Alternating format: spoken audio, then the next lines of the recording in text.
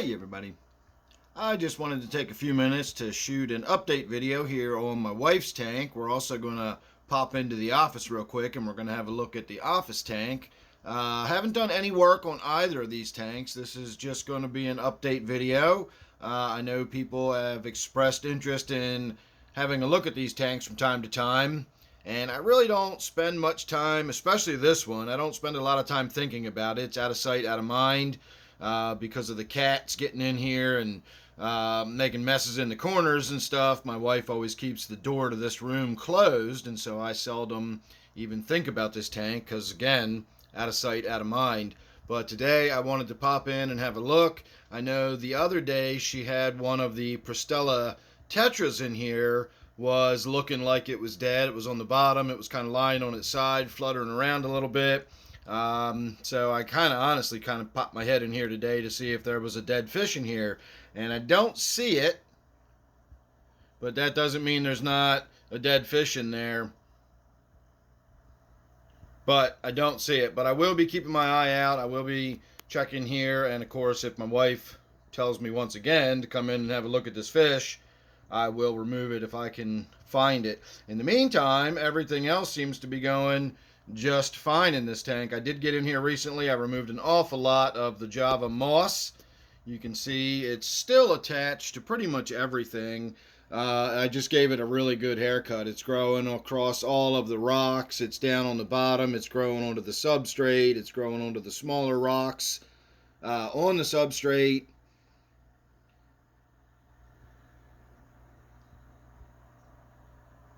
It's growing all through the roots of the Anubias down here. And so getting the Java moss out of here is out of the question. We just trim it back, and in a little while it'll be all grown back up and filling the tank back in. I also took that piece of Java fern that is sort of stuck between those two rocks, and I really reduced the size of that. That's about a third of what was there originally. And that is mainly because it was just outgrowing the tank. It was just getting bigger than it needed to be, and it's not really attached to that rock. And all the time it's been in there, it's still just sort of wedged between that rock. If I lift that top rock, that Java fern will simply float away. It's not attached to those rocks at all. So getting in there and doing a little bit of trim work was nice and easy. So that's about all that's going on in this tank. It does look like we could probably bolster up the school of the black skirt tetras a little bit more.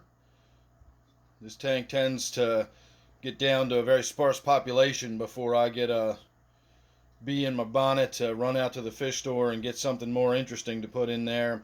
Now, we can see all of the Pristella tetras. There's a whole school of them in the back. I'm not sure why they're laying so low today. Maybe they're more active later in the day when there's more likely to be food coming in the tank or something. I'm not sure. But there you go. That is just a brief look at what's going on in the 20-gallon tank I keep set up for my wife to enjoy. I'm going to put you on pause for a moment and we will go check out the office tank. All right. Now, last week I shot a video saying I was going to get in here and do a whole lot of work. I've done a bunch of water top-offs on this tank, but I've not done a water change in quite a while. And when we really look in there, I mean, the Java moss in this tank is growing out of control. That's actually a big wad of Java Windelov growing all through there. And you can see it's just been eaten by the Java moss. You can barely even see it when you're looking at it from the front of the tank. Now, I've not gotten in and wiped the glass down, as you can probably tell.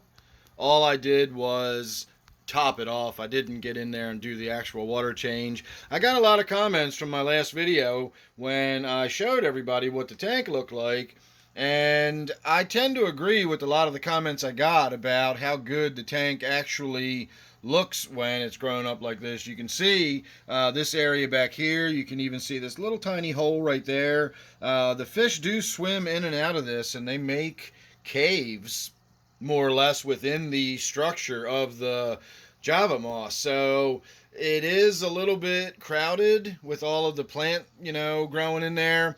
But the fish are doing fine. The fish have plenty of room to swim around and places to hide. And I don't know if you can tell or not, but there's a school of 5 black skirt tetras in the tank. They're supposed to be in there ostensibly to keep the red wag platy population under control. What kind of job do you think they're doing? I don't think they're too terribly effective at keeping the red-wag platy population under control. So the other thing I wanted to do was get in there and change the filter. I've still yet to do that, but you can see how much growth we've got on the filter. I feel bad even pulling the cover off at this point. I feel like I'm disrupting the growth of the fern, but you can see we're getting some backflow and everything, and so this filter is not being terribly effective at the moment. I may as well get in there and do something about it. So I will get in there one of these days and do some work on it, but as with most of my tanks, none of this is urgent. It could use a water change, but it isn't going to hurt anything if it doesn't get a water change. It's just a matter of me getting around to doing it. I got the air stone over here. There's even a small power head in the back corner. So we got plenty of circulation, plenty of gas exchange, and everything else. So the tank is fine. It's just looking a little overcrowded with all that Java in there. And again, I've done so many top offs. I just feel like by now I probably ought to just get in there and do a water change. So make sure you're subscribed. When I do get in there to do a water change next time, I will do the before and after.